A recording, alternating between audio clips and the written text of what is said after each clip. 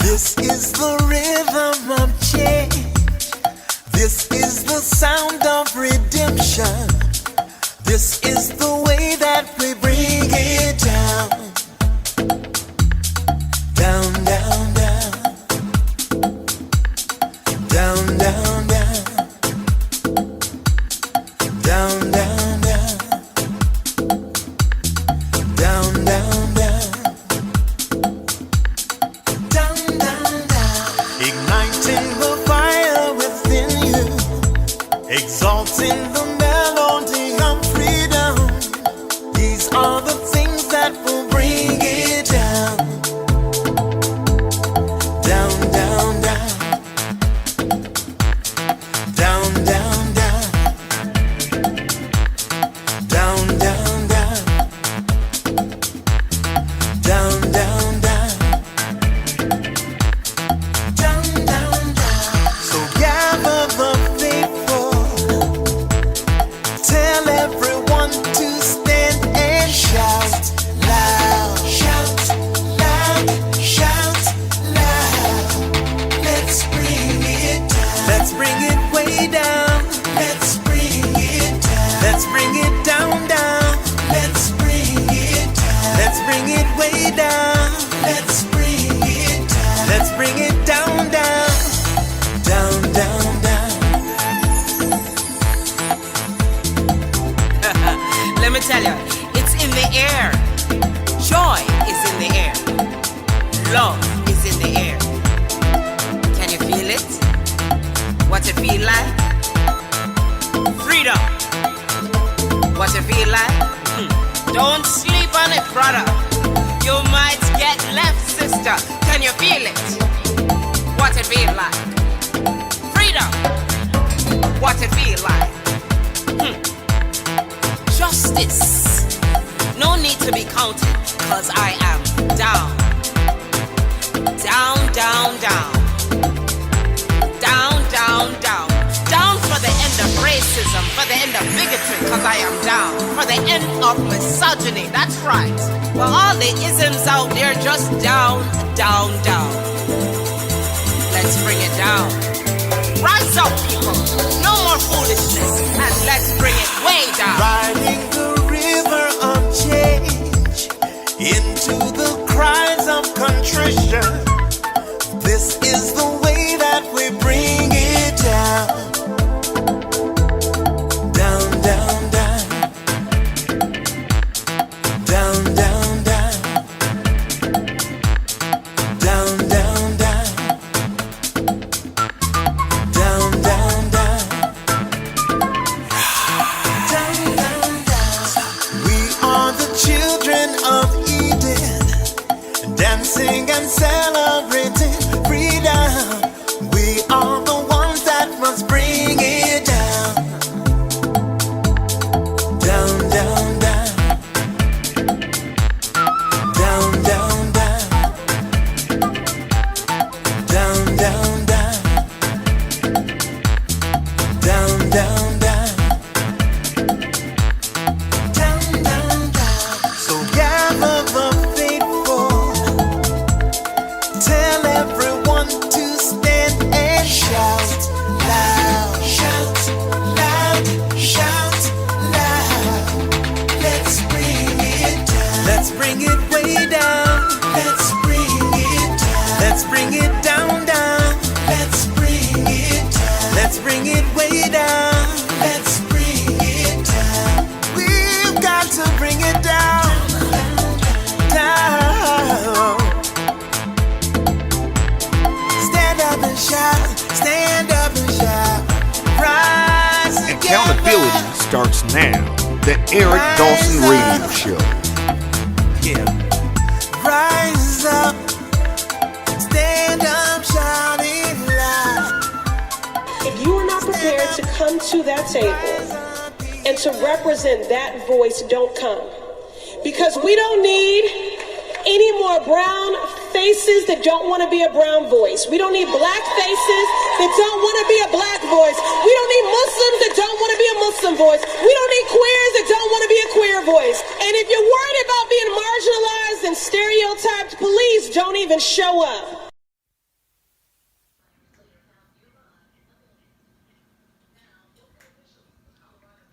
in the God of the Breakfast Club on Power 105.1. Charlamagne, thank you so much for being here this morning. Thank you for having me, Joy. How are you? I'm good. So, I don't know if you were able to hear Kareem. We had a little bit of an audio problem toward the end. But, I want to, first of all, congratulate you on the interview. The interview, people are talking about that last bit of it.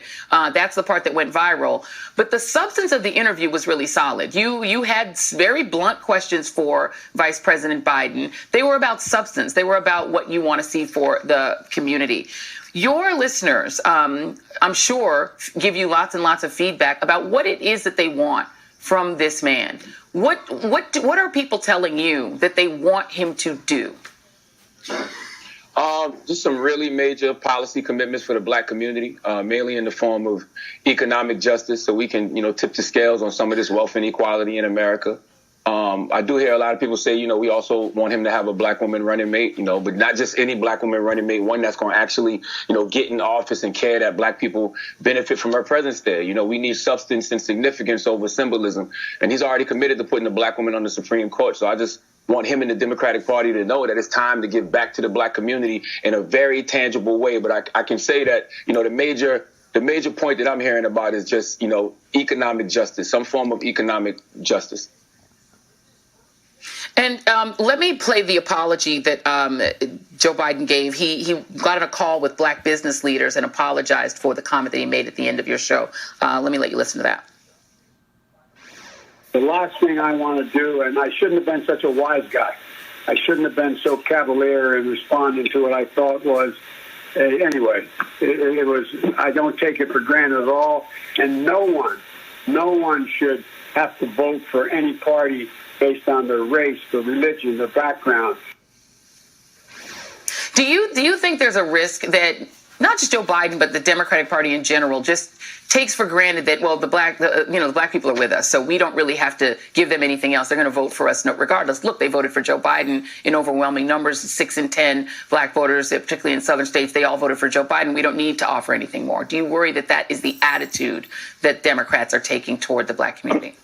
I mean, I know that's the attitude, that's why I don't even care about the words and the lip service, and the apology is cool. But the best apology is actually a Black agenda. They got to make some real policy commitments to Black people. We got to stop acting like the fact that Blacks are overrepresented in America when it comes to welfare, poverty, unemployment, homelessness, drug addiction, crime, coronavirus. Like, that's no accident. Like, the whole function of systemic racism is to marginalize Black people. And as the great Dr. Claude Anderson says in the book Powernomics, white society has an out-of-sight, out-of-mind attitude about racism, and they don't like to have any discussions of substance about systemic racism. So when you have Black people who have the nerve, the audacity, the unmitigated gall to act like citizens and demand something of our votes, it's a problem. It's like you got, whites telling us to stay in our place, and you got Black people saying, oh, stop, now is not the time, you're going to get Trump reelected. It has to come to a point where we stop putting the burden on Black voters to show up for Democrats and start putting the burden on Democrats to show up for Black voters.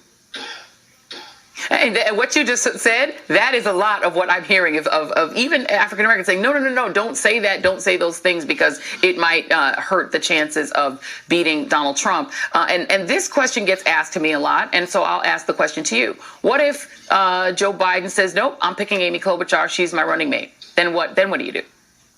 Well, on top of possible Russian interference and voter suppression, Dems have to worry about voter depression. And that's people staying home on election day because they just aren't enthused by the candidate. You can't act like this is the most important election ever, but run a campaign from your basement and, not make some real, policy commitments to the Black community, not listen to some of the demands that the Black community are making. I think, people are sitting around hoping that Trump loses instead of going out there and actually beating him. He has to do something that energizes his campaign, that, brings some actual enthusiasm to his campaign. So those 4.4 million Obama voters who, stayed home in 2016, more than a third of them Black, don't do that this year. You got to make them come out. The interview was cut short. You could hear the audio of one of the campaign staffers saying, well, we have to end now, that the former vice president has to do another interview. You said you had more questions. What else did you want to ask him? I'm going to let you get your questions out now. Oh, that's good. I actually have a couple of them right here.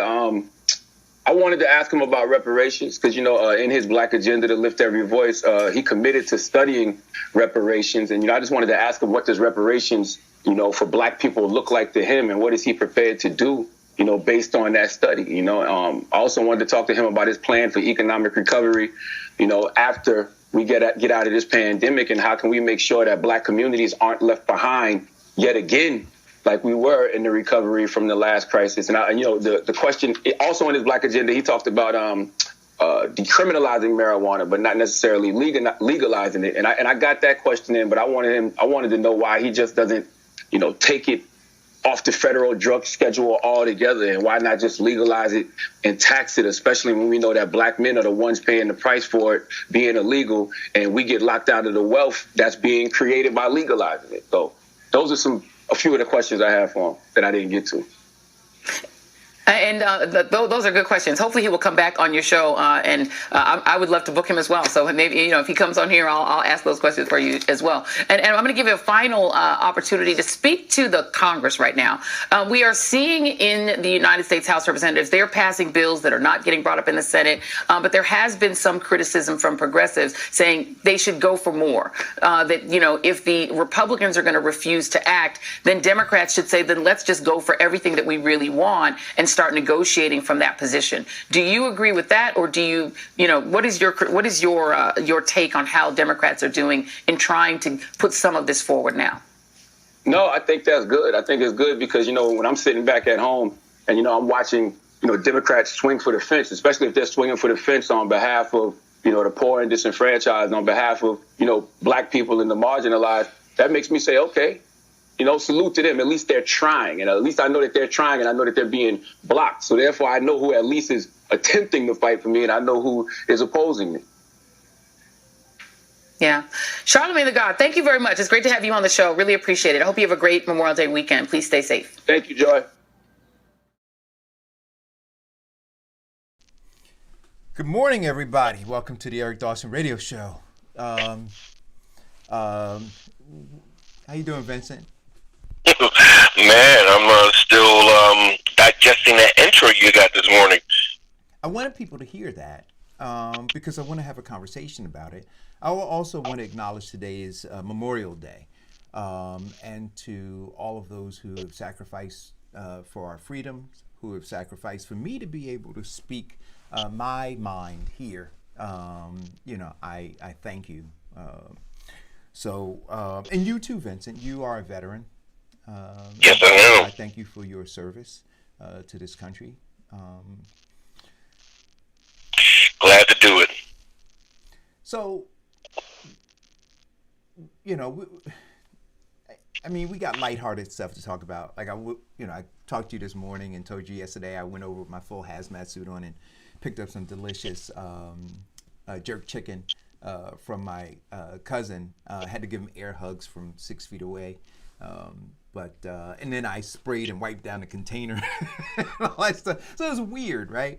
So you try to get back to some sense of normalcy. I'm watching America open up. I think when I gave what the show was going to be about today, it says, as America reopens, will this be a day to remember? Right? Because everybody, you've got scientists saying, hey, listen, there's going to be a second wave. There's going to be a worse scenario. People being cavalier. We saw the other day in Maryland, people just lost their minds. No social distancing at all at the beach. Donald Trump stepping over his power grid or his line of power and influence, and right. wanting to open up churches this weekend. Well, yeah. So, and then we talk about that too, right? Because everybody understands that he doesn't have the power to open up the churches. That resides not with him. He can make recommendations, but he has no power to do that. But I was on a Zoom call yesterday with family in Hilton Head, South Carolina, and they were saying that it's almost like business as usual there. Strip malls are open, other things are open. People are just kind of walking around, having conversations, no masks, no gloves, no anything on. Is ignorance bliss?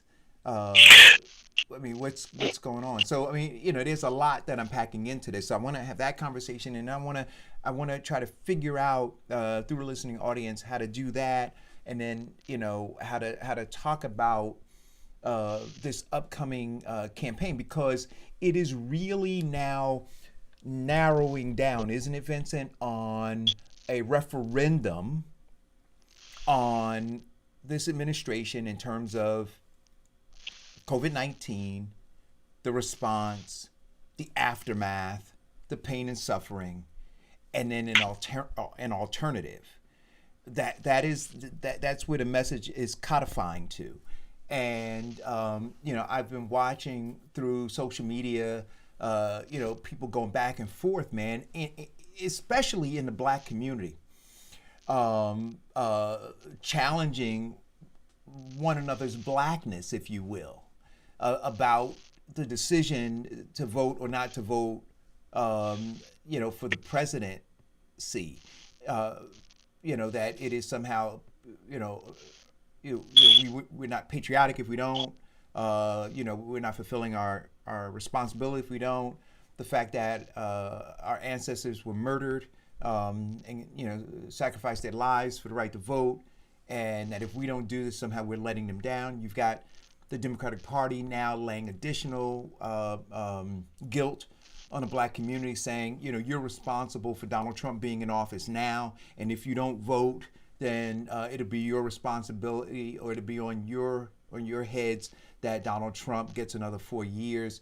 I mean, there's a lot that is now brewing. All these ingredients are coming in, man, and in the middle of this pandemic, I think that it's a powder cake about to explode. About to explode. Well, here's the problem that we have with change, and once again, Eric, you do give people a great deal to digest in just your opening statement alone. So let's attack this one at a time. First and foremost, we can end the show now. We're done. First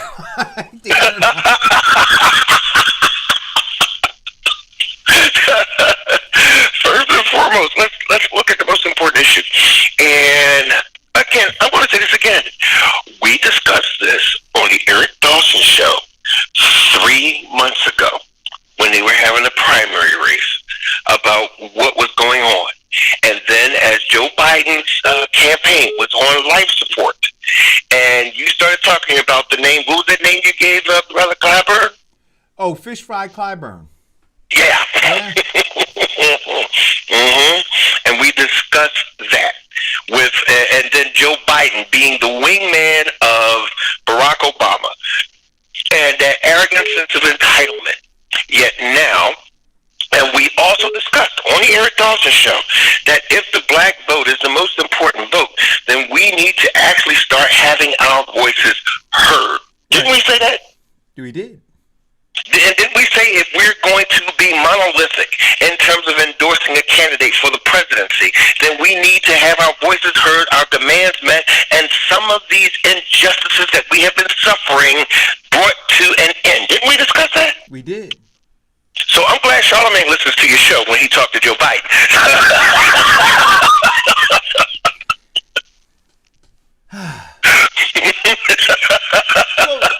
So here's the thing, right?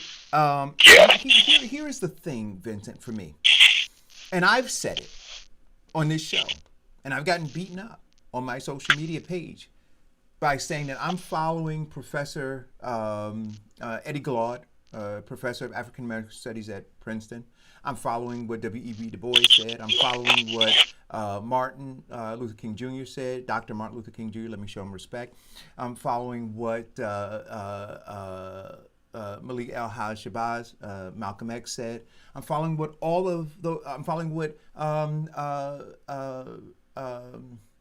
what Angela Davis said. I mean, I can go down the list of these people, right? So it's not just Eric. I'm not pulling this out of thin air. I'm following the writings of many people who came before me, brighter than I am, that said this isn't working. This paradigm doesn't work, and so we continue to to feed into it by way of voting, but we know through history it doesn't work at all, because in a lot of instances, I think he's an ass. I think he's a buffoon. But a broken clock, can be right twice a day. And so in this instance, and I want to pull this specific instance out, where I think that he hit the nail on the head. Maybe this is a pivotal moment in his life. Maybe he's had an inner awakening, right, about who he is. Or maybe he's just decided to mature. Yeah, well, that's what I'm saying. So maybe he's done that.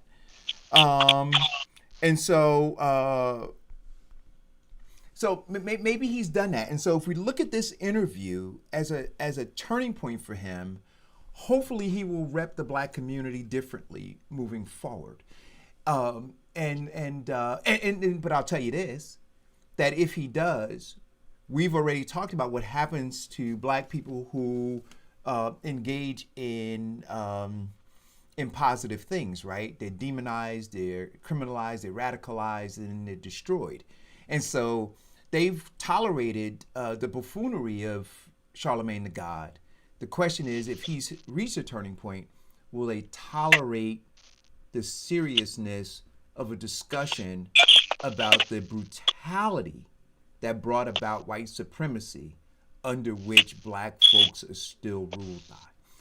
See, that's going to be the question, right? See, so when we look at the Black folks who are on, who are allowed to be on network, they soft shoe, they vanilla coat, right? They don't talk very specifically about these issues because they wouldn't be allowed to. They would be removed. We've seen folks who look like us removed from television, removed from media. Removed from politics. Removed from politics because they refuse to soft shoe anymore. So the question is whether Charlemagne the God. Even stripped of their heavyweight title.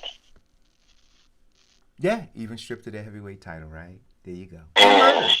Right? So all of that has happened. So I'm curious. I'll be following what the follow-up is. See, because it was definitely shots fired. And I don't think the Democratic Party expected it, right? Well, go ahead. No, and Eric, I said this on your show, what was it, 3 years ago? That if the Democratic Party was the party of the African Americans, then why do we have Black Lives Matter? Why do we have food insecurities? Why do we have rent insecurities? Why do we have wealth insecurities? Sid, I'm sorry, I'm going to speak louder. Sid, let me know. Give me a thumbs up if this is better volume for you, man. And listen, I watched the replaying of when Hillary Clinton was confronted in 2016 by the Black Lives Matter advocate, right? And Hillary Clinton's response was all lives matter. And then the question was asked, and it's a true question: if all lives matter, you wouldn't need Black Lives Matter. I'm going to say that to you again. See, understand this. If all lives matter, and this is why I'm looking at a guy like Biden and I'm going, no, see, all lives didn't matter. All lives don't matter. Because if they did, we wouldn't need, see, you don't need anything that says white lives matter. You don't need anything that says all these other lives matter. You didn't need any of them, right? But because of the brutality that is laid at the doorstep of Black folk and has been since we arrived here enslaved, right? There's a need to cry out, hey, our lives matter. And then even when we did that in the midst of blood streaming down the streets, the hubris, the contempt to say, no, all lives. All lives. All lives. And from 2016 to now, tell me what has been done. What transformative things have been done? So it's the same rhetoric. Just in lieu of the recent shooting and then the cover-up, right. Nothing. But this is my point, Vincent. And so we just saw 4 years ago, where Black Lives Matter rose up, was essentially quieted, right? And then we were, as Black people, demonized for staying home. because we said, ain't nothing for us, right? You really don't care about us. And then we were demonized, and then we were told that it is our fault that Donald Trump's in office, not the fault of the elite Democrat Party that put up a flawed candidate who could have listened to our needs and our wants, right, and address those. But they said, no, we're not going to do that. We're going to do what we want to do, how we want to do it, and then we expect you to jump through yet another hoop. And so here we are again in 2020. And I'm watching it. I'm watching it unfold. And then for me, I mean, this is, to me, listen, this is a pivotal moment. It wasn't a slip. It wasn't a gaffe. Like, we have to stop saying that things are gaffes. See, because I could look and say everything that Donald Trump does is a gaffe. Right? Is that where we are? See, but no, That's where we are. People are tuned in enough to recognize what Donald Trump is doing, but we've been conditioned to make excuses for what this guy is doing. True. Not to mention we've been first, the history of politics has always been about race. There would not be a two-party system if it was not the issue of race and slavery. That's the reason the Republican Party was started, to actually go into and change the legislation to acknowledge and adhere that in this country that all men are created equal, regardless of their race, creed, color, or religious background or origin. Yet we still have not decided or figured out why it does not work for us. It does not work for us because we have just freely given that vote away. So it has no power. That voice has no power. The one thing that I hate the simple fact that we are sheltered in place and that this country is in lockdown. But I love the simple fact that it has pulled down that curtain, that thin veneer of what we've been dealing with. And it's gotten people up to the point where they are now sick and tired of being sick and tired of what they've been experiencing. Well, but you know what? And I always say to you, Vincent, no. I don't think that they're sick and tired of it. I think they're just whining more. See, when you're sick and tired, you change things, right? When you're finally done. So, and look, and we talked about Black Americans being in an abusive relationship with this country.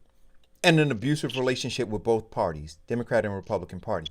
And there was an article that came out in The Guardian. And when I saw the article, I'm like, oh my God, I've been saying this for the last 5 years, right? That we are in an abusive relationship. We call this, you rightly refer to it as a Stockholm syndrome, right? So when an abused person is sick and tired of being in an abused relationship, Vincent, they leave.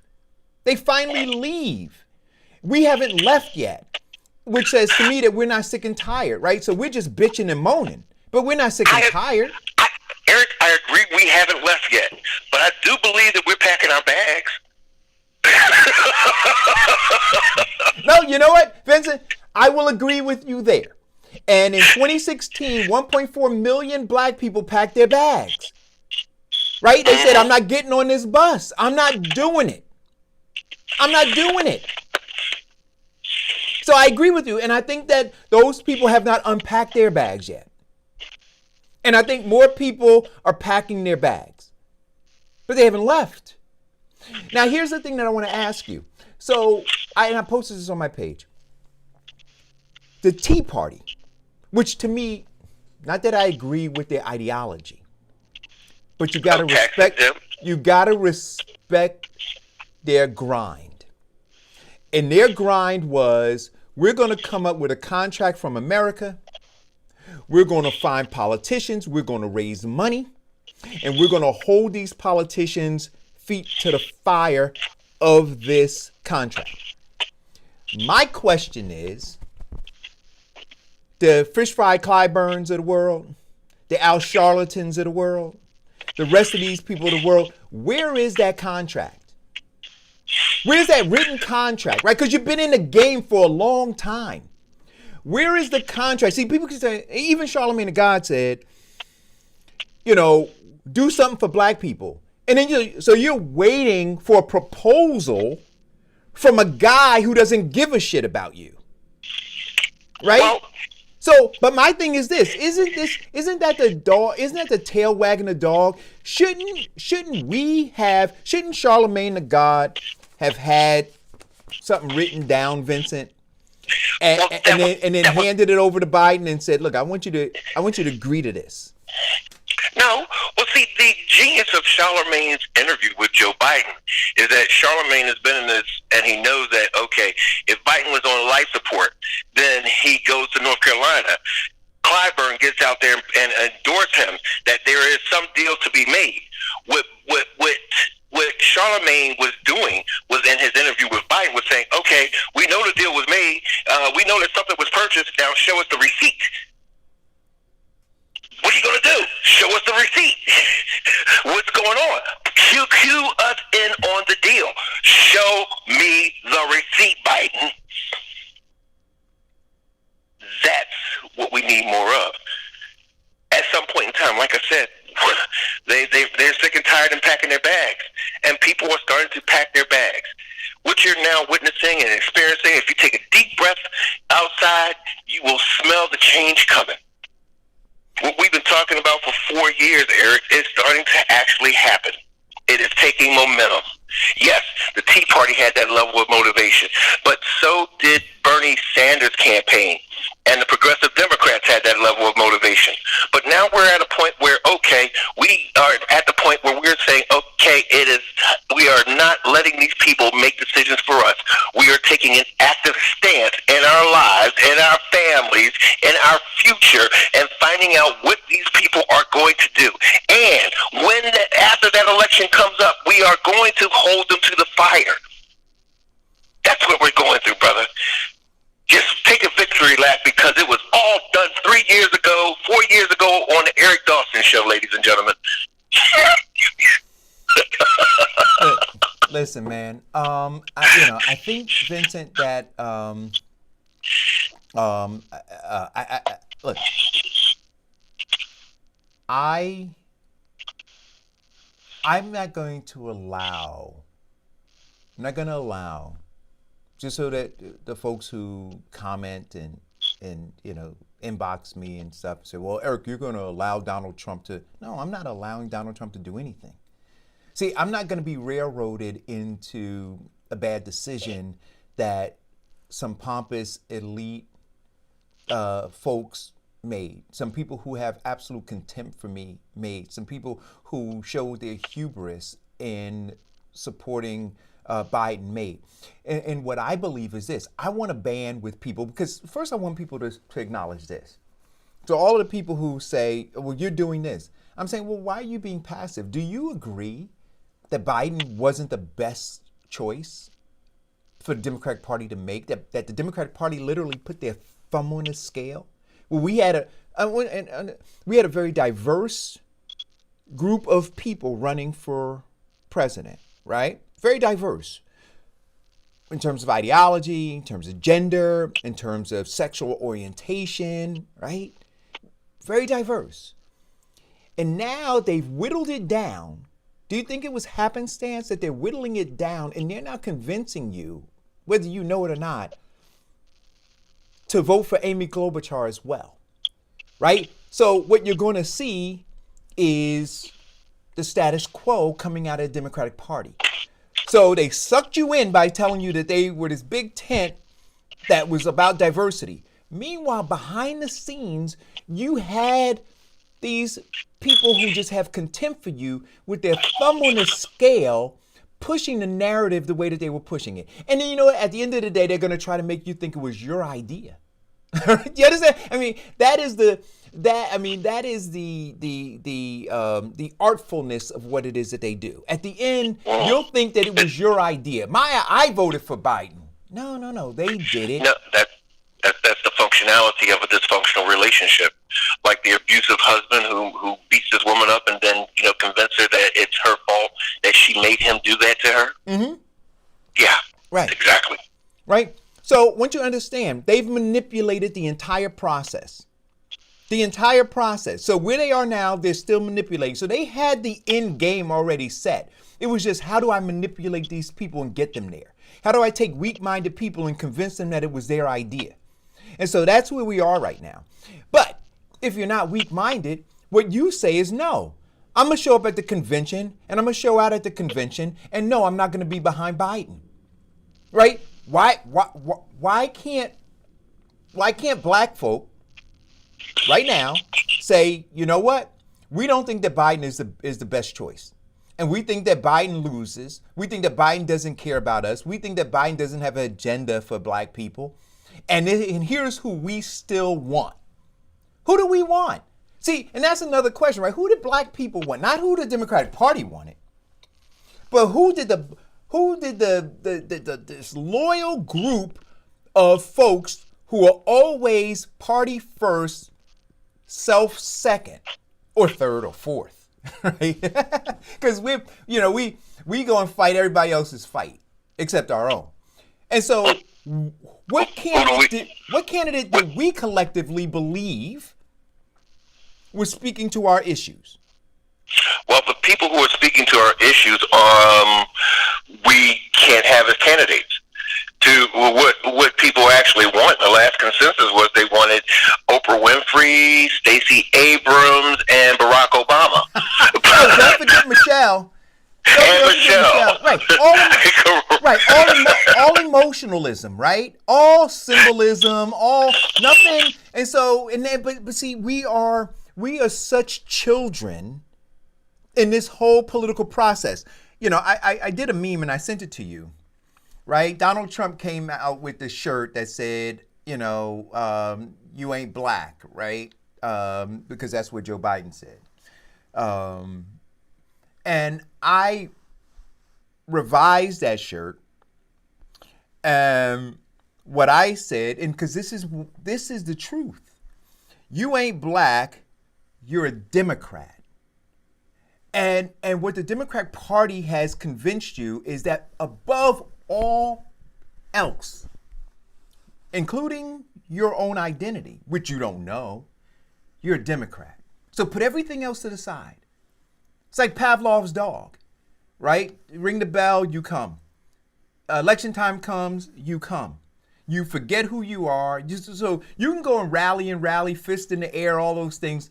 But when the bell tolls during election time, it tolls for a Democrat, not for a black American, for a Democrat. And so you take off all of that blackness, right? All of that black pride, all of that, take it all off, and you're a Democrat because you've been conditioned to be that way. And what I am trying so desperately to do is say, hold on to your identity, because the loss of your identity is why we are at the very bottom of every metric, every single one. Every one. Well, yes, because we are generalized into one specific group, black. And we have now lost not only our identity, but have lost our voice. But now we're at the point where our voices are being sought after. No. Our votes are being sought after. And we want to make our voices be heard with our vote. We have been sitting up here inconsistently for over 200 years now. We have been oppressed. They've been having their thumb on the scale. They've been controlling the police and the narrative in terms of what justice is supposed to be. We've been for centuries now dealing with a justice system that has been unequal, where there's a total different rule of law for whites than there are for blacks. We deal with a justice system where there is a total group of punishment or a set of punishments for whites than there are for blacks for the same crime. So, but if we live this, and I asked this question over the weekend, I said, all of these things exist. They didn't just pop up, right?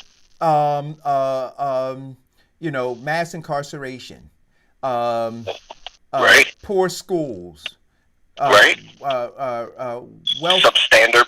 Go ahead. Substandard working conditions. Right. Let's go down the list of them. Keep going. Substandard housing.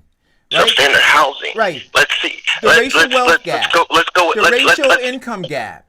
The outrageous poor quality in stores. Right. The outrageous unemployment disparity. Let's keep going. Let's keep going. And my question, my biggest question is this. So through all of that, can we conclude that Black lives didn't matter through it all? Because this didn't just happen. It's been happening, right? And then it's been happening under the watch of Democrats and Republicans. And none of the Democrats who are currently in office are seeking to out the Democrats who oversaw all of this failure, right? So I understand where we are in terms of Republicans and how we've been trained to think about Republicans. Okay, fine. Let's put Republicans over there and say they're all bad. Well, I'm saying if for at least the last 50 years or more, 60 years or more, we've been dealing with all of this, right? You can't tell me that no Democrat is to blame. And the question that I ask is this: why are all of the Democrats covering for the failed Democrats?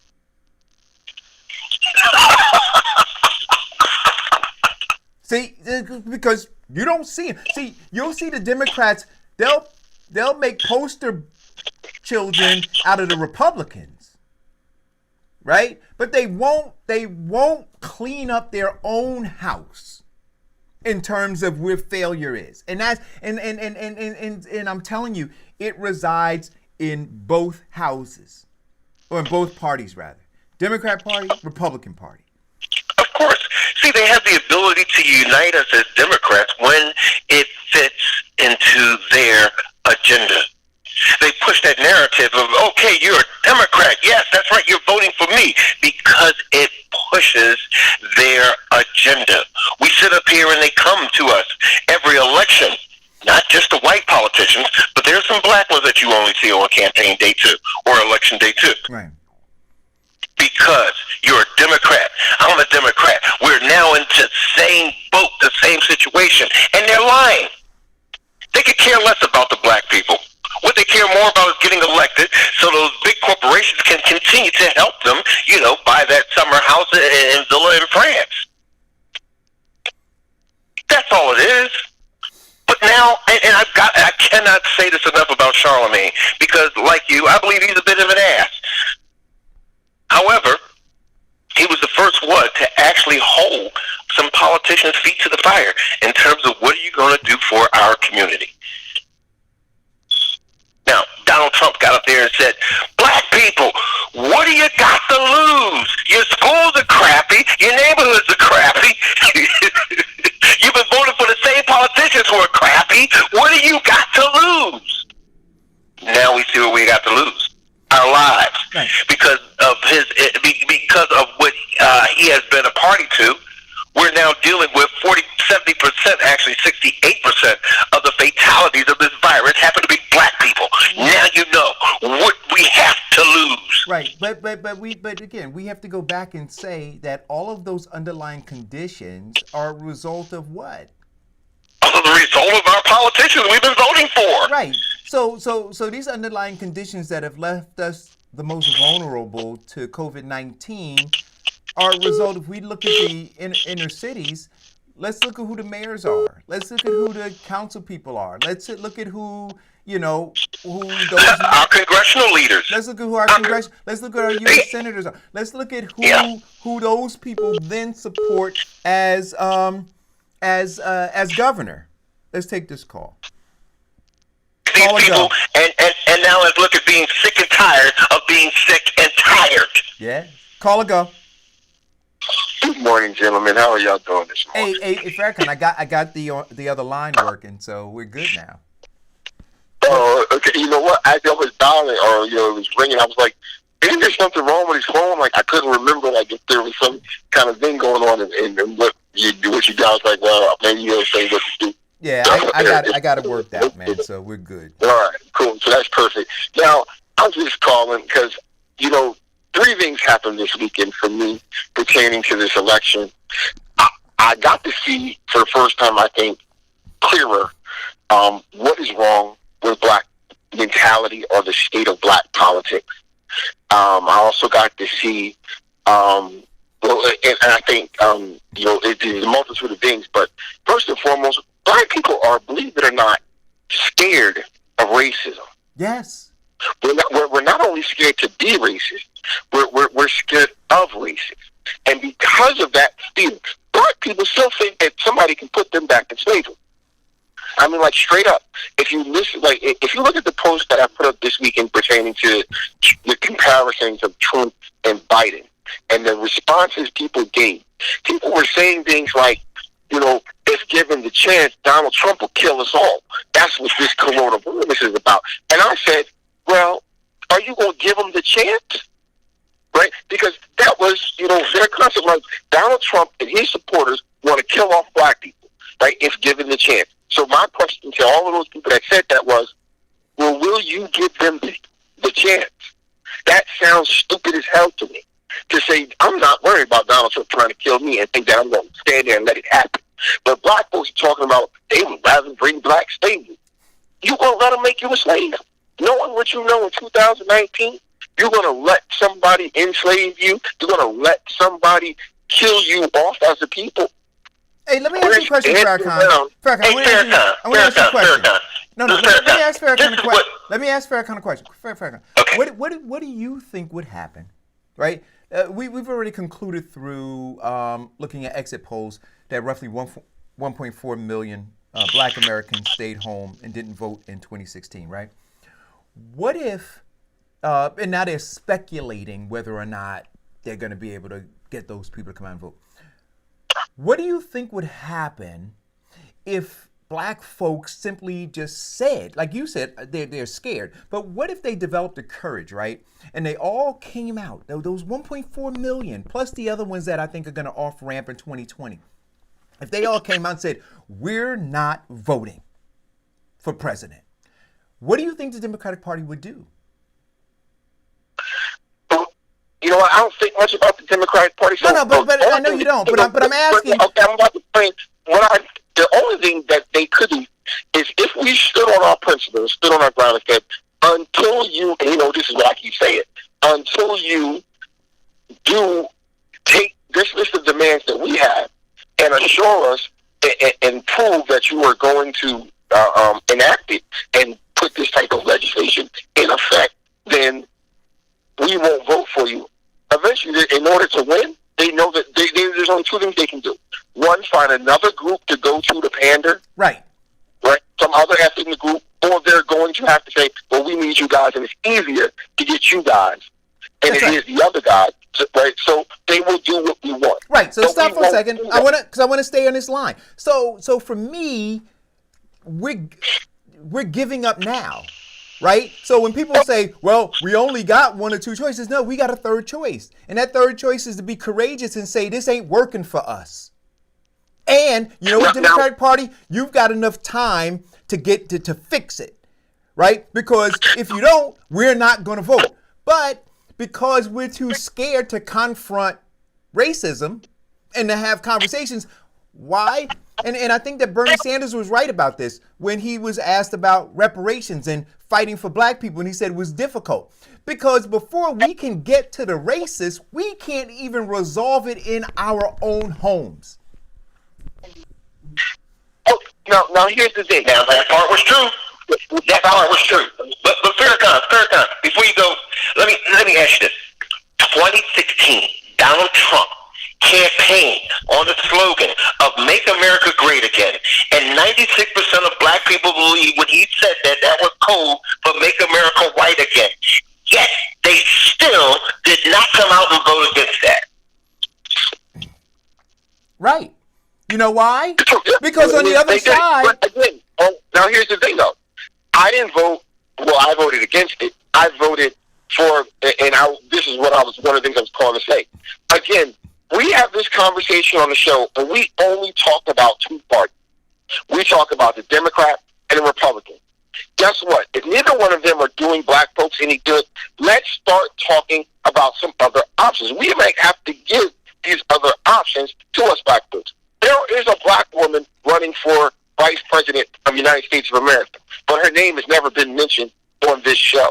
There was a black man running for vice president of the United States of America last year, not last year, in the last 2016 election, but we didn't speak about him either.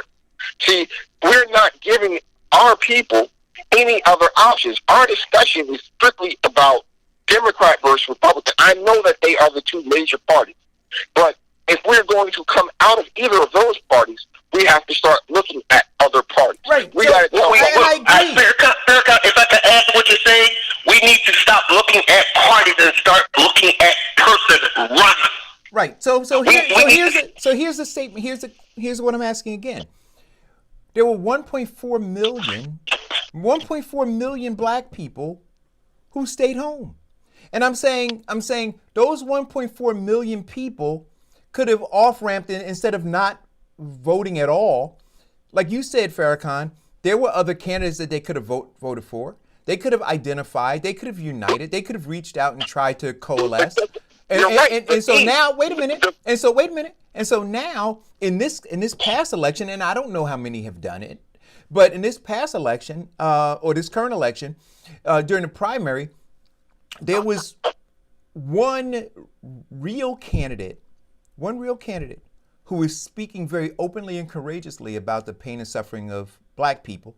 And she was speaking very courageously and openly about the absolute brutality of America, right? And she called it a moral turbulence. She said, until we address this, she says, there's a moral turbulence. And can you imagine if those 1.4 million black folks who off-ramped in 2016 said, hey, look, we're finally hearing somebody. We're finally hearing somebody. And if they had gotten behind Marianne Williamson and said, listen, we want to, look, whether the DNC is going to allow you to jump through all of the hoops that they set up and put you on a stage, that's okay. We're going to create a stage for you, for us to listen and continue to listen to you because we need a candidate. And I'm saying, instead, to your point, Farrakhan, instead of waiting for the DNC to tell you who your candidate is based on what their interests are, not yours. All right, so they tell you, here's the candidate you need to vote for based on our interests. We need to off-ramp and say, no, we saw the candidates out there, right? And we're going to, and thank you very much, DNC. I'm glad you've chosen Biden, but we haven't. And we're going to continue to listen to these other candidates. Right. But what I'm saying is our black media is going to be our number one agent in helping the off-ramping. So I'm saying to you, Eric Dawson Radio Show, let's... Oh, no, bro. Listen, I let you talk. Let me Okay, go ahead. Okay? Off-ramp from the conversation of the DNC and the GOP, and let's talk about some of these other candidates. Let's get that 1.4 million. Imagine if that 1.4 million had went to and did like I did, which was vote for Jill Stein and Amuju Barak, right? Imagine if they this year thought about voting for Hawkins and Walker. And I'm just saying them because I'm just currently researching them and trying to learn more about them. But if we are not promoting them with the avenues that we have, this was the point of the Amsterdam News. This was the point of Black Star. This was, the North Star. We have to do it ourselves. We keep talking about the Democratic Party. Guess what? Democratic Party's not ish for black folks. No, I get it. But you know what, though? And again, so let's do it. And again, but you know what? Now, Farrakhan, can I? Let's not talk about the Democrats and the Republicans. Got it. Let's talk about the alternatives. Got it. So we've done that, right? So in 2016, we took a step. We took a step in 2016. We can't ignore that we took a step. 1.4 million people were courageous enough to say no. They were courageous. Now there's a narrative out there, right, that said that wasn't courage, that was stupidity. There's a narrative out there that says, no, you weren't patriotic, right, because you didn't vote against your interest. See, because voting for either of them would have been voting against the interest. Right. What they're really saying is you didn't vote against my enemy. Right. Not what you're really saying is you didn't vote against Trump. That's really what they're doing, right? They're trying to say to you, you're not something because you didn't vote against my enemy with me for me to win. Right. Like, that's what they want you to believe, right? So and I actually made that a post, right, this week. And I said, black folks believe that voting, the Democratic Party has convinced people that voting against their enemies is better than voting your interest. Right. So wait a minute. So for Sid, who says, Sid says, wouldn't the time on the show be more effective if you? Sorry, Sid. I lost the comment. It said, would the time on the show be more effective if you spent more time? If you spent more time promoting some sort of plan instead of tearing down what is currently happening. Right. So here's the plan. I'm promoting the plan. Don't vote for a president as a plan. See, the plan is to pressure, right? To show that you value yourself more than you value a party. That you value yourself more than you value your oppressor. So can we do like I'm going to think you said that, Eric? Can we vote? I'm writing in my name. If I don't find another candidate, I'm valuing myself. You know what? I said that to somebody this weekend. They asked me, they said, well, who are you going to vote for? And I said, I'll write you in. And then they chuckled. But no, that's not chuckling, right? It's saying, see, so when you say, well, so you're not going to vote for a president? Well, yeah, I'll vote for you then. Or I'll vote for me. So no, I'm not going to sit it out in terms of not voting. And then I'm telling you, here are the folks who are pushing that narrative that you should fall in line, that you should be herded into voting for the Democratic Party. They'll say, well, so a vote for you, right? A vote for you is a wasted vote and it's really a vote for Trump. No, it's not. No, it's not. See, because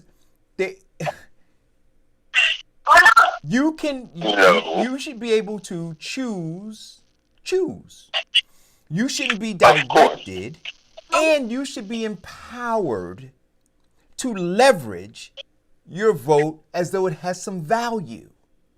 Right? But at this point, what they're saying to you is your vote has no value. Understand that now. It's over. We've already decided who the presumptive nominee is going to be. So it's fait accompli. So all you now need to do is show up like you've always done, and go push that lever. And so that's what Biden said. See, right? That's what Biden said when he was talking to Charlemagne. He said, yeah, if you don't know this by now, then you're not black, right? Charlemagne hadn't done his research. Right, and by that I mean when Biden got on his show and said, for 40 years, I worked in Delaware to do this, that, and third for the black folks, right? And then, but Charlemagne didn't say, but for 40 years that you did that in Delaware, black folks were at the lowest metric on every issue in Delaware. Mm-hmm. That's a fact. Yeah. Right? And they are today. I put that post up and people were arguing with me about it. I'm like, what are you talking about? Here is his 40-year track record of where the condition of black people in Wilmington, Delaware, the biggest damn city, he was bragging that it was the 8th largest state for the black population in this country. Okay? And here's their condition. Yeah. They are the lowest in home ownership. They are the lowest in income. But I think they're worse than Newark in Wilmington, Delaware, income-wise, right? They're worse than health care, right? Every metric we talk about. But y'all still say he should be the black man's choice for American president. Again, like Charlemagne said, now that he is the candidate on the Democratic ticket who needs the black vote, do we now go back to pulling out his record, or do we say, no, we know what your record is, this is what we want for our vote? It would be retarded, right, to think that you would be able, after 47, now let's be clear, 47 years in American Washington, D.C. politics, and think that he's going to do something different over the next 4 years if he gets elected president. I don't think it's completely retarded. I think we're actually exercising democracy. It's a matter because we all know that there's a level of quid pro quo or something. No, please, Farrakhan, please. We know that there's a level of quid pro quo or something for something. So let us now say that for the something that you want, which is our vote, which makes you the president, this is what we want. We want you to address our food insecurities. We want you to get the thumbs off the scales in terms of us developing our businesses and getting financial security and equality. We want to sit up here and not have to go through 15 different hurdles to buy a house. Okay. We want that American dream that we're voting for. Okay, and it's not exercising good democratic what you said. What it's exercising is political masturbation. It's going to feel great, but in the end, you ain't making a beat. That's absolutely right. That's absolutely right. And so until you understand it, look, the idea is, and I keep going back to this, it's not about giving me trinkets. I was on a post this weekend, and somebody was Then arguing. explain to me. Let me finish the point. Okay. Go ahead. And I was on a post this weekend, and somebody was talking about Obama, right? Because I made the comment that, under Democrat, under Republican, we haven't, our circumstances haven't changed. Like Farrakhan said, we're still at the bottom of every metric. And so, please mute your phone. Thank you. And we're at the bottom of every metric. And so, what I got was, he appointed a woman to the Supreme Court, and his cabinet had this and his what. And I said, see, those are all trinkets. Those are all distractions, right? Because if at the end of the day you did that, and I'm looking at these metrics, and in terms of mass incarceration, and in terms of the racial wealth gap, and in terms of education disparities, and in terms of all of the insecurities in housing. So those are the things that matter. So let's understand the things that matter. What are the things that matter? And then if the things that matter are not being addressed, then why do we give a damn about these other things that you want to parade in front of us? Why do we care about those? What matters? That's what I just said. But he called it political masturbation. It is because what it's happens not. But it is because what happens is this. They will, my father used to always say to me, he said, son, with politicians, the only way that you can get them to do the things that you want them to do is you have to hold a proverbial knife to their neck, right? And if you can't do that, then they'll tell you anything you want to hear, but then you can't enforce it. And so Biden, if push comes to shove, may soft shoe and tap dance and tell us everything. But when he gets in office, because we are not organized to be able to hold that proverbial knife to his neck, none of those things will occur. I mean, I'm not stupid enough. Eric, the proverbial knife that we hold to his neck is simple. It's called the next election. No, Yeah. I want this election. Can you rationalize this for me? Right? Can you explain to me how a 3-year political career, right, because that's all Donald Trump has, a 3-year political career, is some kind of way more of a testimony to the ineffectiveness or how bad someone will be than a 47-year career? I got a 47-year career to look at Joe Biden and be like, that's why I shouldn't vote for him. What are you talking about? Let me finish. And I got a 3-year career. Right now, hold up. Let me just say this. Where would we be if there was no? Where would the metrics for Black America be if there had been no coronavirus? If we were sitting right now with no coronavirus, right, to slow down employment, to slow down all the things that's happening across the board of this country, we'd be looking at what? The lowest so-called, by the way they judge it, I'm not going to say they don't play with the numbers, right? But blacks have the lowest unemployment in history since they've been counting it in 1970-something. We'd have this booming economy, not saying they're not playing with the numbers. I'm just saying that if there was no coronavirus, what would you then say that Donald Trump has done so negative against Black America to not vote for him? Because I got 47 years for Joe Biden. Okay, you got 47 years of Joe Biden. Wow, we've got more of that years of Donald Trump before presidency. See, Donald Trump ran on being a political outsider. No, let me finish, because let me answer your question. I'm not going to let you finish that. You don't get to talk about what he did as a businessman. I want to hear what this man did as a politician. One job. We don't talk about Joe Biden as a leader. Right. Okay. So we're not going to talk. Okay. Then I'm not going to talk about Donald Trump, the failed businessman turned politician. Then let's talk about Donald Trump, the politician. Because I don't want to turn this into an argument between Farrakhan and Vincent, right? I don't. That's not what this is. This is not going to be an argument. No, but it is. It is. I'm listening to it. There's a very simple question that needs answering, and the question is this: What metrics? Let us first determine what we deem important, right? We talk about it. We talk about housing. We talk about racial wealth gap. We talk about income inequality. We talk about schools. We talk about mass incarceration. Let's go down the list of all of those things. And the question that Farrakhan asked was this: if you took Donald Trump out of the equation, which of those metrics would have improved? That's the question. Well, I didn't get that. No. I asked a very simple question. Okay, well, here's the thing. If we took Donald Trump out of the equation... Not coronavirus. If you take coronavirus... out of the metrics, would we have... What metrics will we have on judging Donald Trump? No, that's not the question. That is not the question. I'm asking a very specific question. So now I'm going to break it down like this so that we don't have any confusion. Take coronavirus out. Would the racial wealth gap had improved? So take coronavirus out. Would the racial wealth gap have improved? Yes or no?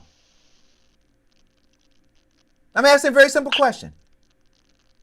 Marginally, but yes. I would say the employment gap. I don't know about the wealth gap, but but then again, if more people are Black people are marginally, yes. No. Let me finish. Oh God, can I just please get my answer out? No, you can't. No, you cannot, because I want to get the answer to the question.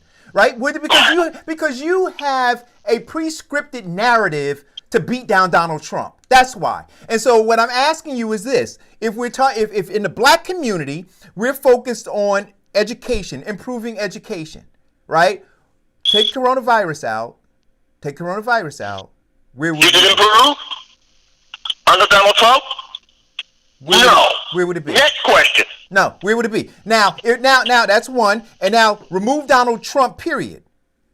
We put Hillary Clinton there. Would it have improved? No, we can't do that. We cannot put in an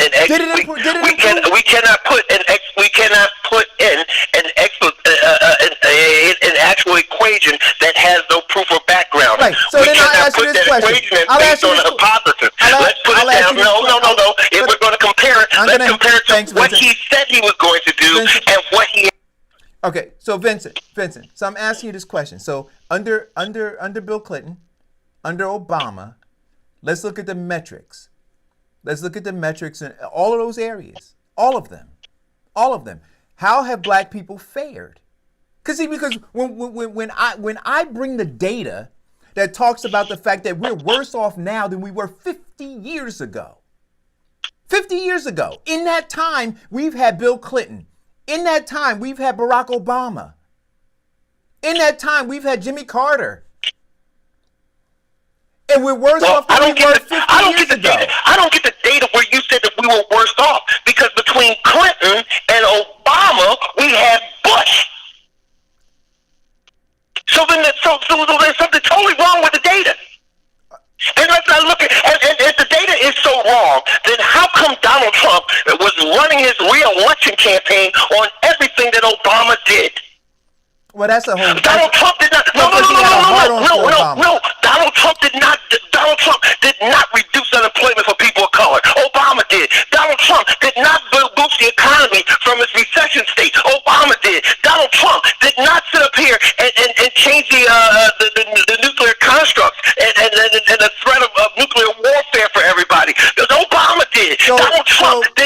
the Nobel Peace Prize. Obama did. So Vincent, so what? So tell me what is take away COVID? No. Take away COVID-19. COVID-19. What did Donald Trump do? The same thing. Nothing. Vincent. And running on it.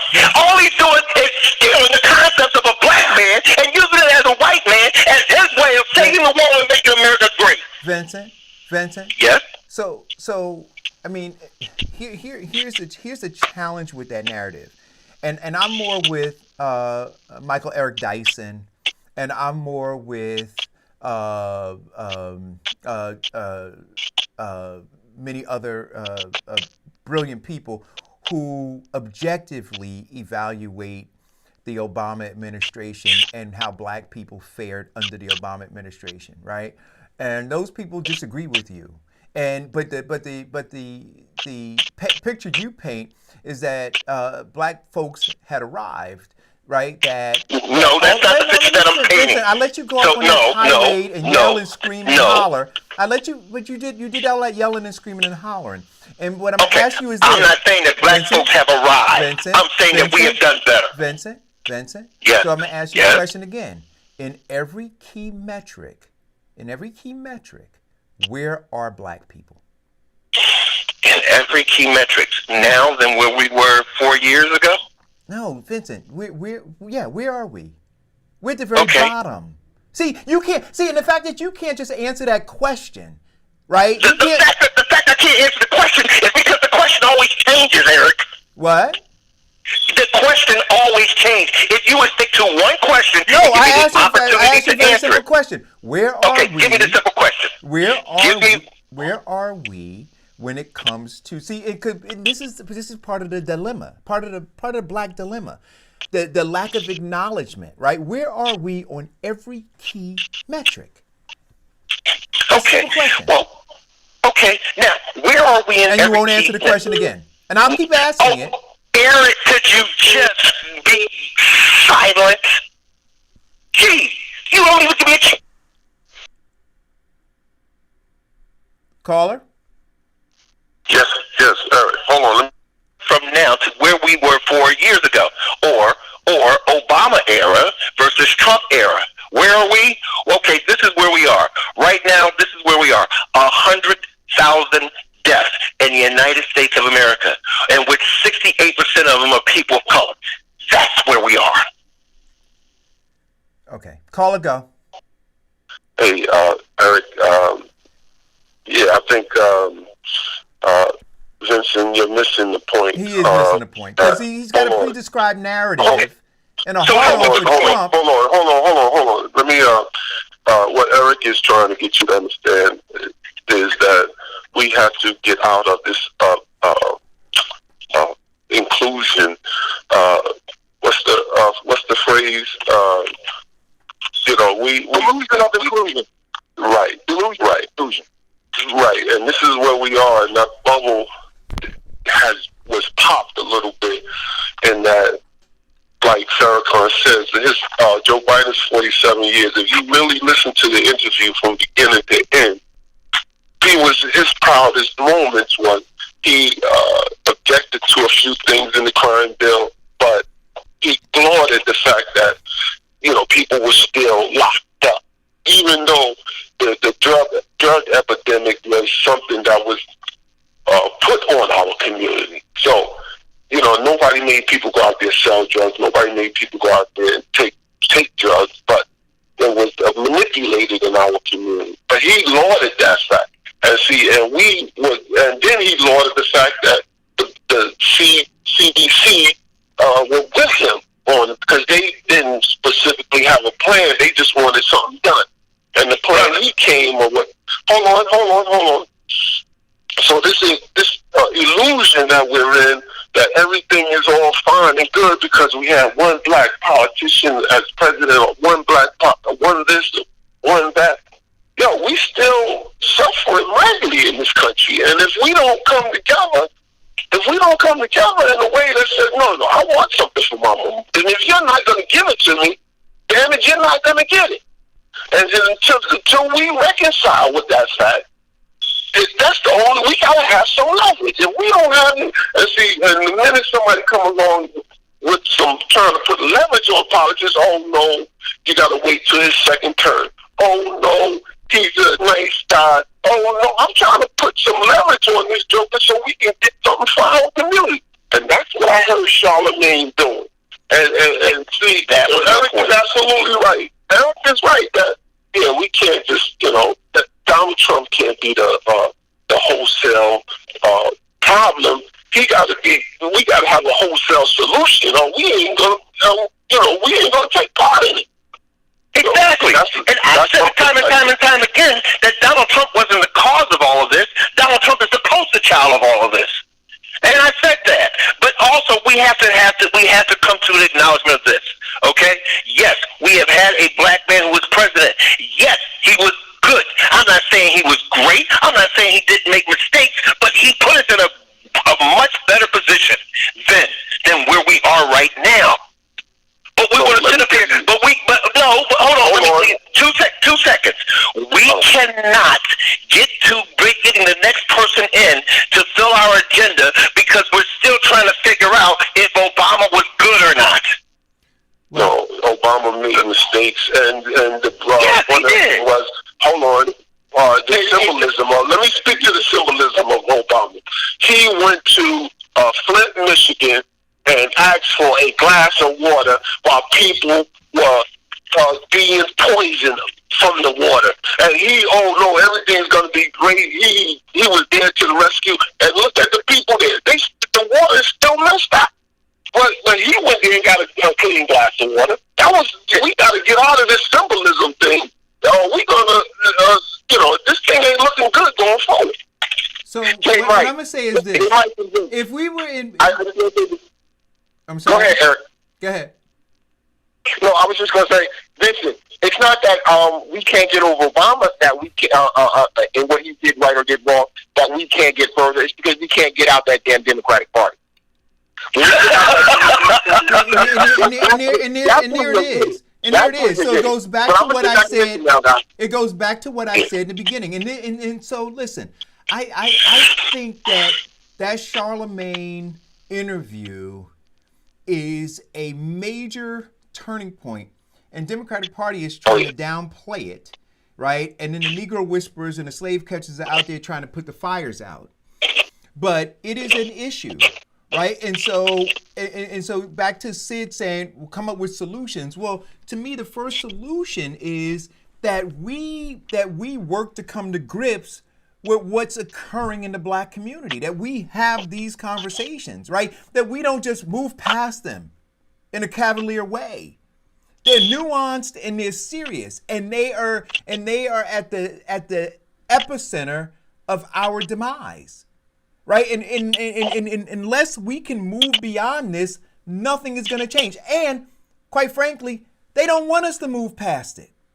They want us to emotionalize. You're the perfect consumer. You're not a citizen. You're a consumer. Right.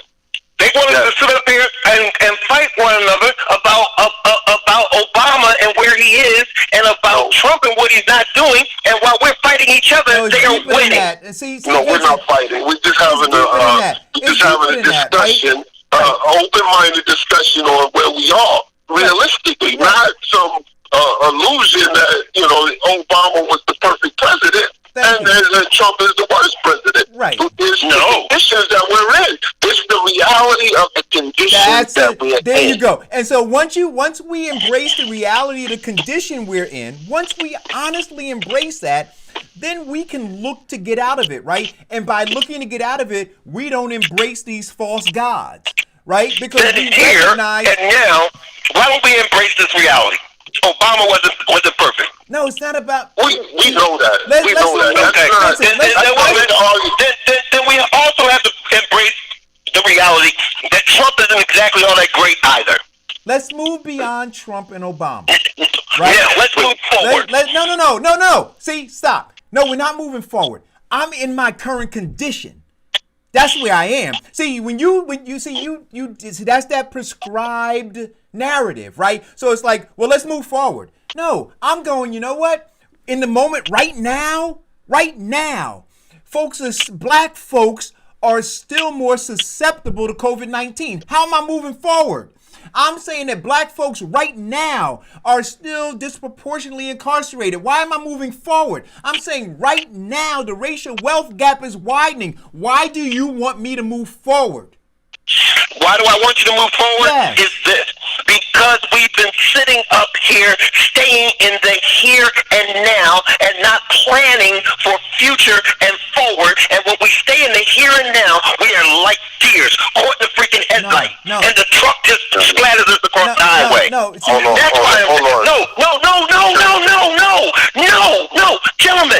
Let's look at now doing what Charlemagne did on a larger scale. Let's hold their feet to the fire. Show me the receipts. What are you going to do for us? I want to see the receipts. Changing our condition. I want to see the receipts. That's moving us forward. Yeah. Well, in the here and now, let's deal with the here and now. Okay, we're dying from COVID-19 at an alarming rate, and a disparaging amount of in terms of data against other people. Right. Okay, one of the big things that can cure that is that these people stop going around talking about this is a fake, and you don't need a mask. Wear a mask. Wash your hands. Let's look at the here and now. We got food insecurities and we've always had them. So now what we have to do, the same thing our grandparents do. Let's exercise a little butter bean and rice every now and then. Let's look at the here and now. We got crappy schools, but right now we have the opportunity here and now to watch our children because we're homeschooling our children so that they can get better grades and an understanding of a great habit of studying. Wait, Vincent. Stop. See, because this is, again, where you're moving forward doesn't allow you to notice what's happening now. So right now, those people who you say have an opportunity to do so, do you know some of those people, because they live in environments where they themselves either were crack babies or they consumed lead and other kinds of issues, environmental issues. They don't, that luxury that you're talking about, that they have to be able to do this. Do you know how many of them are dealing with special needs kids and they don't have the resources? See, you want to move forward, Vincent. So you want to move forward at such a fast pace that the real pain and suffering you ignore. See, those are the things. I'm not ignoring that. Sure I'm not ignoring that at all. Talk to me about, so Vincent, talk to me about the luxury of being at home. The luxury of being at home with your disabled or special needs child, and you're dealing with food insecurities, and then you don't have the resources to manage them. There was a post that I got on my page once where a person said to me, "Hey, I was special needs in school, and now I've got a child. How am I going to teach them something? And I don't have the resources." Hold on, we're gonna take this call, and I want you to answer that question. Call it.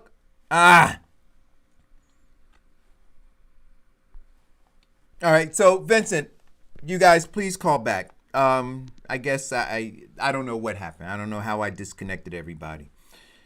I'll see if I can get Vincent back on the line. Give me 1 second, guys. Oh, Eric, you hung up on me again. Vincent, I thought I worked the technology out. And Farrakhan, please call back. That was Mark that was on the phone. Mark, please call, because I think Mark had something to say. Let's take this call. Hold on, Vincent. Let's see if we can do this. Hello, caller? Question. My wife has children in her classroom that are special needs, and they deal with food insecurities, and all of those needs have been addressed and met. Right, we got a call. Let's take this call. Let's take this, Vincent. Let's take this call. Hold on, caller. Go ahead.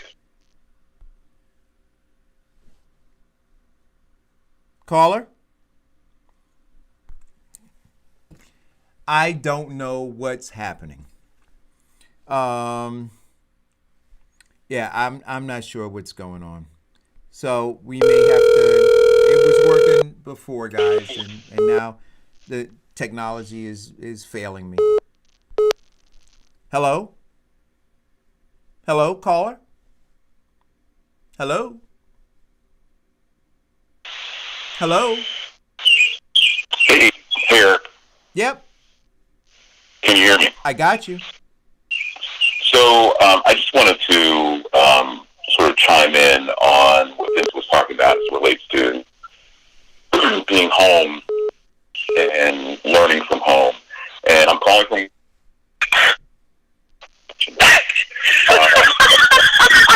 Listen, I'm a homeowner in Wilmington, Delaware, so but that's not what. I am calling because I work in the education space here in Wilmington, and I'm a fundraiser. That's what I do. But the organization I work for has required me to shift my focus from not just fundraising, but to close this digital divide that exists in this community. So we have been shut down since March 16th.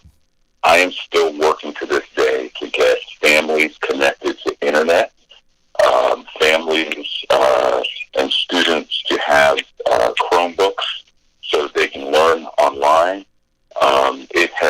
This whole COVID-19 has exacerbated an issue that has been in place for quite some time. And we have 1,200 students in our building. And I am personally on the phone with these parents, getting them connected to free internet service. We're actually paying for their service beyond the free period that Comcast is offering. And so, I just wanted to sort of, share that real-time experience, at least that I'm seeing, that I, myself, never really felt until now. And I have hotspots sitting here in my home office that if I can't get parents connected, I'm literally driving to their homes and dropping these hotspots off so that they have an opportunity to connect to their teacher so that they can get their work done. See, part of my challenge, Mark, is we want to do these 30,000-foot flyovers, right? And then we want to give an analysis based on that. And I'm saying that, no, it's having conversations with people who are boots on the ground like you. So it's not just moving forward, not saying, you know what, I flew over to the, who was like it? he did during that hurricane. Like George Bush did. That's right. So he flew over and he made an assessment. No, that's not how you do it. See, it's through people like Mark that you get some greater insight of the struggle. And then it makes you say, well, no, we can't move forward yet because we got to resolve these things. We got to acknowledge that they existed. And then we got to say nobody came up with a solution for it yet. But we want to move forward. No, we can't. And I'm saying, no, we need to stay right here in this real uncomfortable space. We need to acknowledge the people who are suffering. We need to acknowledge that, to Mark's point, those folks that this digital divide, which is widening every single day, right? Whenever we're out of this, how do we begin to close it? Well, how we begin to close it is this. You really have an answer right now? Are you serious? I'm serious. Say that you have an answer for. Tell me how we close it right now. How do we close it? Yeah. We keep at it. We keep doing what we're doing. We push forward. We look at the problem. What does that mean? Okay. What does that mean? Yeah. Is this in terms of pushing forward? And then I want to ask Mark, because Mark is boots on the ground. Would you please, Eric, let me answer the question that you keep asking? Go ahead. Because my wife is boots on the ground. I've got teachers who are boots on the ground. In fact, I'm in a group right now that we donate hot spots to people. How do we close it? How do we close it is this. What we're doing now, we dialogue, we find the hot spots, we address them. We get other people involved to actually make it happen, like Mark and the 100 Black Men of Philadelphia who are giving out hot spots and computers and masks. Like the other groups in Newark who when Newark had the issue, where all the churches came together and gave them water. Okay. And we move forward. We don't sit up here and cry in the freaking mud or whine over spilt milk. We clean it up and move forward. Now let me ask Mark. Mark, can I add? Yeah, Mark, can you tell me, based on all the things that you're seeing, what is the solution to closing this digital divide? Well, I mean, I can't sit here and tell you what we, how to do that from this point forward. I could tell you what we should have done years ago, and this has nothing to do with COVID-19. COVID-19 only exacerbated the issue. Mm-hmm. Thank you. This digital divide existed way before COVID-19. But the problem is, to answer your question, Eric, is this should have been addressed. So what we're doing right now, and what they just described, what I'm doing, what others are doing, we are in reactive. We are on our heels. conceal addressing it. What we should be doing and what this should be cause us to do going forward is what is our strategy to affect this digital divide going forward. And I'm not just talking because what I'm doing isn't solving the problem. I'm putting a band. No. Could you say that? Could you say that one more time? Say it again, Mark. Please say what you said again. Vincent, say I'm it again. going to disconnect. Let him finish, please. Go ahead, Mark. I don't know what part you want me to repeat, but you know what I'm doing right now isn't fixing the problem, but it is putting a band-aid on a problem that has existed for quite some time. Mm-hmm. And so, you know, the fact that I'm on the phone, I have spreadsheets of parents where I'm taking, because these parents, by the way, many of them aren't even taking the initiative they're not even calling me back. You know, there are parents that I've been reaching out to for weeks, and I keep calling them. I just want to know that they're connected. And so, well, Mark, my wife has a whole other issue. My wife has the same problem. She started calling the grandparents. Right. And that's fine. And, you know, and we do what we can do, right? And we work with teachers and all that. But I get the bigger issue is we should, because right down the road, there is a very wealthy private school, from where we are in Wilmington, and they aren't having those issues. Why? Because all of the things that they needed were already in place. That transition to move from school to home learning was smooth for a number of reasons. Not just the technology, that's a big piece, but also teachers, right? We have teachers who are working in these environments who were not ready. They weren't ready. These are millennials, and they didn't know how to use Google Classroom for their students because it wasn't something that they, had to think about. And so we just weren't ready. And I think if anything comes out of this whole situation is that we, when I say we, I'm talking just nationwide, those of us who particularly work in urban and rural, right? Because, that side of the coin suffers almost as badly as the urban side does because the same disparities exist because of access or lack thereof. And so, if there was a plan in place, and I don't know who, it could be, obviously we all need to take responsibility for our own community. So I can tell you right now, here in Wilmington, that conversation is happening at the state level. And it can happen. Wilmington or Delaware is small, 3 counties in Delaware. So those conversations, can happen. And we're thinking about summer because when you think about the literacy, particularly literacy scores with kids in our community in particular, those numbers slide in the summertime just under normal circumstances. They have slid dramatically during COVID-19, even with the efforts of trying to connect kids and work with them from home, because you only have about 50% participation. Even if you have the technology, and that's a nationwide number. So basically, Mark. So basically, what you're saying is that to move to address the issues right now, we need to put a plan in place that would move them forward. But in all reality, in moving them forward, they're actually playing catch up with the better and more funded schools. Correct? That is true. And that's what I was saying. Right. And Mark, can I ask you a question? So when we look at where we are, right, and the conditions that led to this, and when you say that you're simply putting a Band-Aid on it, would you say that circumstances for these children would have improved if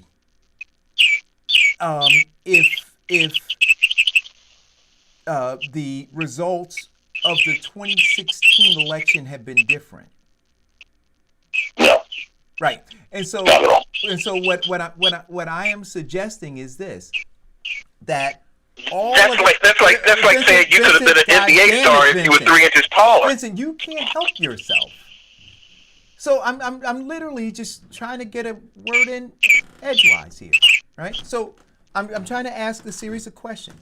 So because what I'm trying to do is determine this idea of moving forward, just getting past this and electing this next person without understanding that there is a system that has led to all of what it is that you're talking about. And that system itself is still in place, I believe. And trying to move beyond where we are and ignoring the system is not going to improve, I don't believe, but your boots on the ground, so you can answer it, Mark, improve the circumstances. So the next 4 years, and that's why I was asking, what would it take to begin to close the divide? Is it getting rid of Donald Trump? No. I'm at the end of the day, again, these problems have existed for, I don't care how many administrations you want to, mention. I think the real issue, and Eric, I think you've hit on this, not just today, but many times before, and I think Charlemagne was focusing on this too, is that, except you took it a step further. So, we need to figure out as a people, as a community, what it is that we need and want to, and specifically, I can sit here and rattle off a bunch of stuff, but we need to be very specific about what that is without having it to do with any particular party. This has got nothing to do with any party at all. This is about, our community and what we need in order for us to advance. And then you find candidates, not just at the executive branch federal level. I'm talking about the legislative branch federal level, local, state, whatever, that is going to take that agenda and say, okay, I'm with you. I will go on your behalf, because that's what representation democracy is supposed to be about.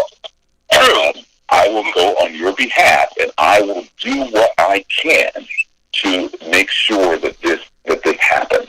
And the more candidates you find that are in line with that, then it's about the agenda. What party it is. It doesn't matter to me. I don't care if you're Republican, Democrat, Libertarian, Independent. If you're going to take this, agenda, and you're going to carry it forward as part of your service at that level, then you have my vote. Thank you. Mark, can I ask you a question? Sure. Okay. Now, did Donald Trump have any effect on any people being elected to your school board? No, he didn't. Okay, so we cannot say that his election had anything to do or to improve what's going on with your school board, correct? No, not with the school board. Great. The only thing that I would. But let me ask you this: his Secretary of Education, has she done anything, made any moves, inquiries, or directions in terms of improving the quality of education with your school board? No. Thank you. But hold on. So that's kind of a loaded question, though. It's just as loaded as the question that Eric gave you, Vincent, and that's my whole point. I'm not trying to. But go ahead. What I want to do again, Vincent, is this, right? And it always devolves into this argumentative kind of thing. If there's a point that you're trying to make the point, right? Go ahead, Mark. No, I guess what I was going to say is that it is local, right? And that has everything to do with whatever's happening in whatever community that you live in.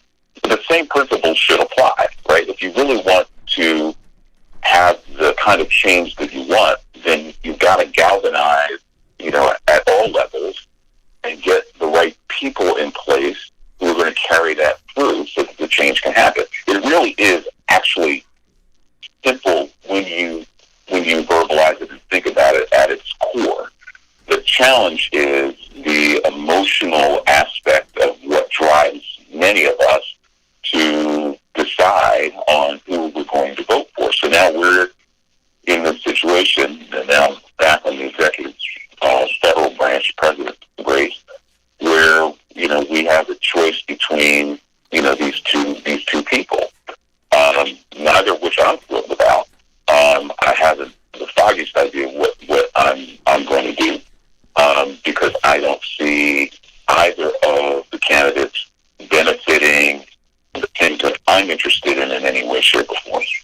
And so that's just where I am. And I would suspect that those who sat out in 2016, feel the same way. And so the question that I agree. It's so if you don't feel, and this is I guess where I am, right? If you feel like Mark feels, and like I said, I feel in terms of the things that interest me, right? Those key things, those metrics that need to be moved. If neither candidate is addressing those things, and then I say, you know what, my vote has no value there because neither of them is speaking to me, then what the other folks say, Vincent, is, well, then vote on my behalf. Vote based on what my interests are. So, Eric, forget about the fact that your interests are not being met. I now need you to jump on my bandwagon, and I need you to vote based on my interests. And my interests are getting rid of Donald Trump. And then I look and go, well, wait a minute now. So you want me, again, to push my interest to the side for what is important to you. And I'm saying no. And I'm saying no. You need to have the courage to stand up for what's important for you, not what's important for that other person. That other person's interests are not your interests. You need to identify, you need to be comfortable saying that you want your interests addressed. I think that there lies the problem. That at the end of the day, it all folds into a Democrat interest, not in a black interest. It all folds every campaign season into a Democrat interest.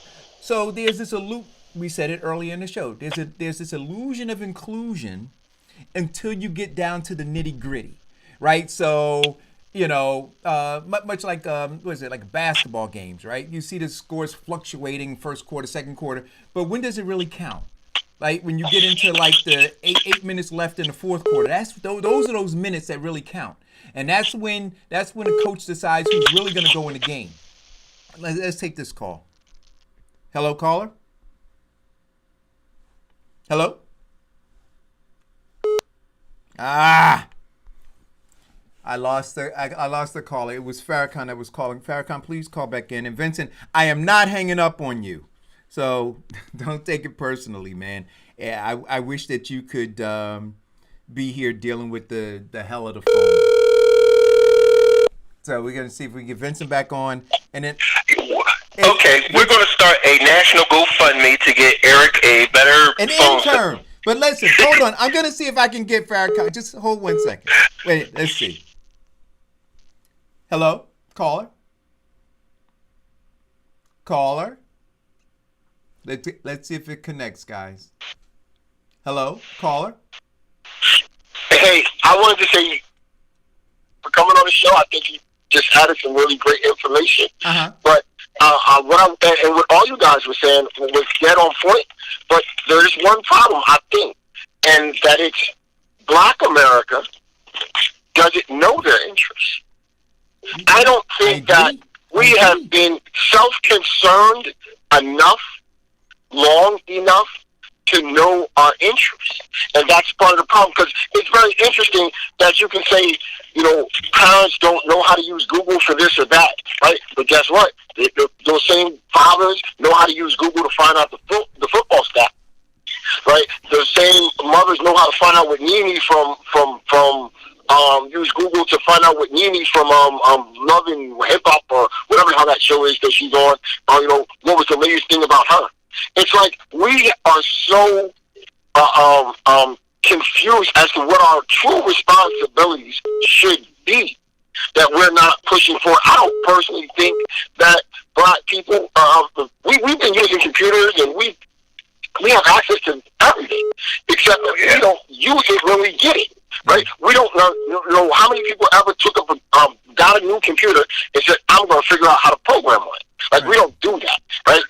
And because we don't try to use what we have to further our lives, that's probably the number one problem. We're content with just having. Well, it's right? what, just what we able to say, I got a new computer. We say that we lack intellectual curiosity. Curiosity. Right? And that's our problem. Curiosity. Well, not only intellectual curiosity, but also, the ability to prioritize what is going to further us and our children in our lives. We use the computer to Google to Google up people who got a criminal record, but we don't use the computer to learn Google Classroom to help our children. We sit up here and they don't have computers, yet they got the latest Air Jordans and the new iPhones. Right. I don't know. One of my friends on Facebook put up a thread of somebody had posted. It was a parent who apparently did not appreciate the school's teacher's aid for her child, calling up and asking could she speak to her child to see how she was doing with their sight words, right? So this got to be a pretty early young child, and she was like, no, like the response was the point of the lady putting up this post was to say that like the schools are doing too much. They're calling now, and we won't accept help when it's given. Right? When people give us the proper help, I would never tell a teacher's aide, no, you can't see how well my child is doing because I have. No, you know what? You're the classroom. You need to make sure. So go ahead, talk to my child. Call her up 5 minutes, whatever. But we have gotten so resistant to what's right because it's intrusive to us, or it makes us feel like we're lesser. And I think that that's what I got from that post. I felt like whoever it was felt like the teacher's aide was saying, you're not smart enough to do it, so I'm calling to do it. Not that this is their job to confirm it. So we are our own worst enemy. I'm going to get back to what Sid said in the feed, that we, and I think we do, right? Spend time on figuring out what the solution is. And for me, the solution is that we don't move so quickly away from these issues that are painful to discuss simply because, we don't want to be uncomfortable. That we stay in this space and we hammer out the issues, right? But making emotional decisions about things and doing things that offer us no value. And that's, to me, what it comes down to. There was a contributor and a caller to the show last year who said that black folks don't value their votes, that we put no value on it, right? And I agree with that. Like there is no value. So we're not, and what I mean by that is we don't get anything in return. And right now, you're being told the thing that you're going to get in return for your vote by the Democratic Party is that you're going to get rid of Donald Trump. And I'm saying, well, what is the value of that to you? Measure that. Measure that value. Tell me, right, what the value of that is. What does it do for you? I know what it does for some other people. I'm clear on that. I'm asking, what does it do for you? And if at the end of the day it just makes you feel good, right? But in these key metrics, you haven't leveraged that vote to change, then you've not leveraged the value of your vote. And I think that that's what Charlemagne was saying when he had him. He said, look, we got you, right? You're here, much like, and we look at it locally or statewide here in New Jersey. And I keep saying this. We had a governor who came into the community and said, I need the black vote. I need black women. And what I'm asking now is this, because he's going to be running for re-election soon too. I'm saying, what did we get? What did we get? Hey, E, before I hang up, that sounds like Moneyball for votes. Maybe that's what, you know what I'm saying? Like, that's what it is, right? Moneyball for votes. That's what that is right there. And we do need to be looking at it that way. For every vote that you get, what are we getting in return? What are we getting? Not what am I giving for you, but what am I getting? What are we getting? What am I getting? And you know what? And the thing is, I'm telling you, look at these feet. It's offensive to me that people say, forget about you, Eric. This is bigger than you. You got to do this. And I say, for what? Why? And then when they tell me what their interest is, that they got a hard on for Donald Trump, I go, I got that. And that's why you're going to vote that way. But you don't have the respect for me to say, Eric, you should vote your interest. Right? You tell me I need to do your thing for you to make you feel good. And when I say to you, well, wait, I want you to take a second and listen to me. You say, no, I don't have time to listen to you. I got bigger things. That's right. I want you to now focus your energy on my agenda. And I'm saying, no, and there lies our issue. And that's why I put that, that's why I redid that shirt. No, I am black, right? I want to stay in that space. I don't want to move forward from that. I'm a black American. And I am. And see, you know what it's like? If you've ever been to an AA meeting, and I've had several friends that I've had to attend AA meetings with, and the first time I did, I just had the arrogance to believe that it was something different. But when I went and humbled myself and watched the pain and suffering, but watched how they transitioned, right? But in moving forward, they stayed where they were, meaning they owned who they are, which is why they always say, hi, my name is such and such. I am an alcoholic. Yeah. And they always say that. They never move forward from that. Even if they've been sober for 30 years, they start off with humility and understanding and saying, I'm an alcoholic. And then they say, and I've been sober, clean and sober for 30 years. And I'm saying that we have to stop saying, hey, I'm a Democrat. See, now, I am a black American. I'm at the bottom of every metric. See, say that. Now. Right. See, and I'm saying don't move forward. Stay there. Eric, if I could. Yep. Just. You got the last 60 word. 60 seconds. No, you got the last word. Okay, using the concept and principles, because I do counseling, with the prisons and the church and NAAA. Okay, yes, they say that this is where I have been. And I'm humble in saying that this is what I have done in addressing their issues. But also another step with that, as well as admitting to that you are out of control, is one, rebuilding, moving forward, remembering where you were so that you can now take a step forward to be the better person today than you were yesterday. And that's one of the big things that I was talking about in moving forward. We know where we are today, but let's get it to now that we can be better tomorrow than we were. But to Farrakhan's point, that's the point, Vincent. I think that we're so quick to put our foot on the gas pedal and move forward that no, I don't believe what you just said, that we know where we are today. I don't believe that. I don't believe that we have embraced it. Like they say in alcoholics. So now you're saying if I'm not voting for Biden, I'm not black too? Are you judging me? Vincent, no, I'm not. No, I'm not. What I'm saying is this.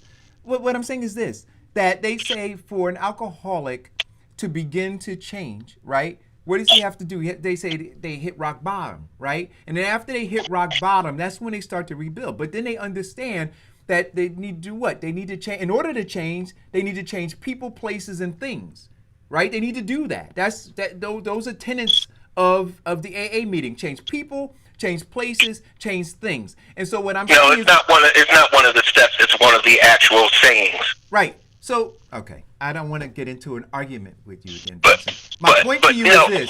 My point to you is this. Black people haven't changed people. We haven't changed places, and we haven't changed things. Right? So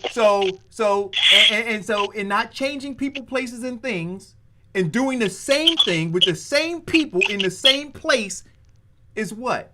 The definition of insanity. That's absolutely right. And so what I'm saying is this: we embrace who we are, embrace it. It's painful, right? It's uncomfortable. It's painful and it's uncomfortable, but embrace it. Hi, my name is Eric. I'm a Black American. I live in a country that despises me. Say it. Say it. And has always despised me. And I know it by all of the policies and legislations that and the legislation that has kept me put in place against me. That's right. Say it. To oppress me. Say it. Not only oppress me, but the same way they have oppressed my grandfather, they want to use it to oppress my son. That's absolutely right. That's absolutely now, right. let's move forward. No. Now, once you say it, the next thing to do, right, is to change people, places, and things.